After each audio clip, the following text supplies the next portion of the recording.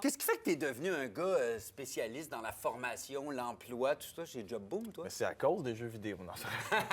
C'est grâce à ça. En compagnie de Simon Granger, on continue notre réflexion sur...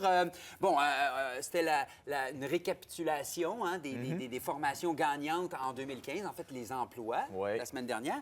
Là, c'est plus la formation, ce qui est hot en 2016. Effectivement, parce que c'est pas anodin qu'on parle de ça en janvier. Le 1er mars, c'est toujours une date charnière pour les étudiants du secondaire, du cégep, parce que c'est la date limite pour faire son inscription à l'université ou au cégep en vue de l'automne prochain, donc ce que la majorité des gens font.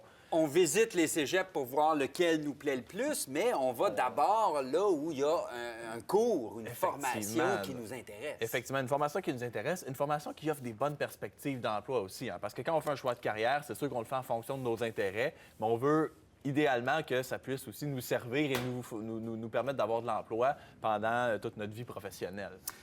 Carrière d'avenir, ça veut dire quoi? Des métiers, des professions qui nécessitent vraiment de l'étude postsecondaire? Idéal. Si tu ne vas pas au cégep, tu es dans le trouble? Bien, en fait, c'est que ce qu'on remarque, c'est que aujourd'hui, avoir une formation postsecondaire, c'est pas essentiel, mais disons que ça maximise beaucoup nos chances d'avoir un emploi durable et de qualité. Qu'est-ce qu'on veut dire par là, un emploi de qualité? Ouais. En fait, on va voir un tableau à l'écran.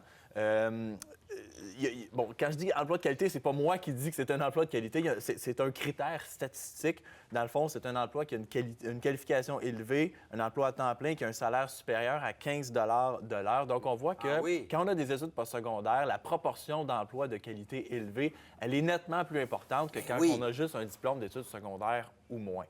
Okay. Donc là, quand on parle un emploi bien payé et que tu vas peut-être garder plus longtemps que si tu as juste ton secondaire 5, bien, peut-être que tu vas changer d'emploi à tous les 2 ans, manque de stabilité, manque d'avancement. Exactement. Aussi, on va regarder un autre indicateur, celui du taux de chômage, qui est quand même assez éloquent, celui-là aussi.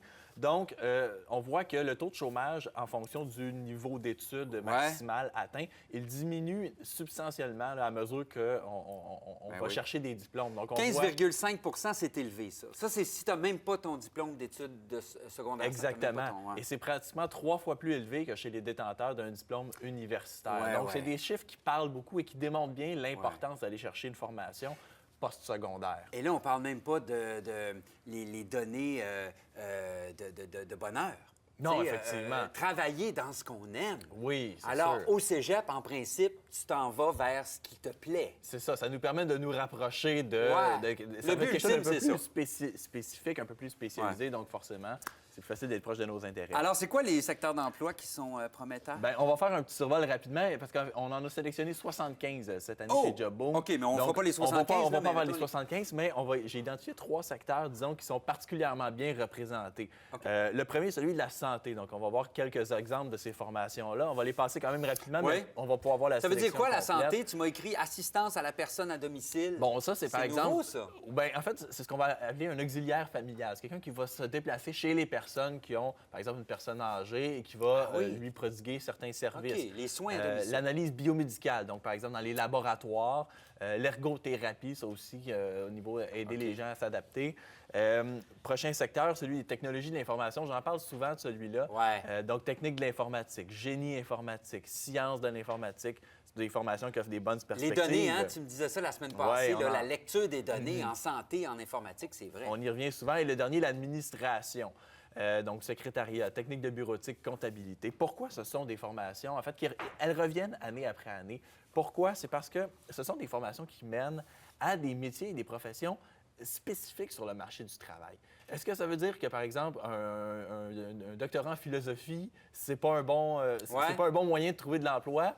Pas nécessairement. Par contre, ce qu'il faut comprendre, c'est que entre un doctorat en philosophie et un baccalauréat en actuariat, par exemple, le métier qu'on va faire à la suite de cette formation-là, il est beaucoup plus précis. Un actuaire, c'est quelque chose qui a un rôle précis. C'est des données pour nous aider à augmenter nos chances, effectivement. Finalement. Mais je suis un artiste, hein?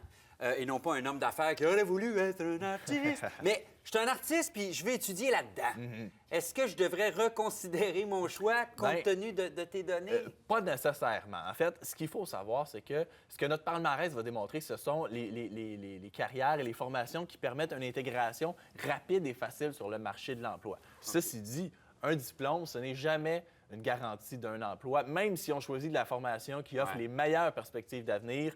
Ça ne veut pas dire qu'automatiquement, on va avoir un emploi parce que aujourd'hui, en 2016, peut-être plus que jamais, il faut démontrer plus que ça. Le diplôme, ça n'est pas suffisant. Les recruteurs vont regarder cet élément-là, mais il faut savoir, et ça aussi j'en parle souvent, démontrer le fameux savoir-être, des compétences comme le leadership, l'habilité en communication, la créativité. Donc, peu importe notre domaine, peu importe la formation qu'on a, il faut qu'on soit capable de démontrer ce genre. Il faut qu'on soit employable au-delà de notre formation. Et c'est vraiment ça, en réalité, qui va être la clé de notre Avoir le plus de connaissances possible. Donc, tu as étudié dans quelque chose, mais tu travailles dans d'autres choses. Ça va te servir quand même. Hein? Exactement, tout à fait, Marc-André. Puis d'avoir une passion. Alors, si je veux consulter toute la sélection, parce que là, tu en as parlé de quelques-uns. On a fait un survol très rapide, mais tout ça se retrouve sur le site web de JobBoom. Évidemment, Émission 311. Oui. Parce qu'on peut aller sur JobBoom, sur InfoPlus également, le lien va être là. 311. Est-ce que ça finit de même? Ça finit. Ça finit de même. Merci, Simon.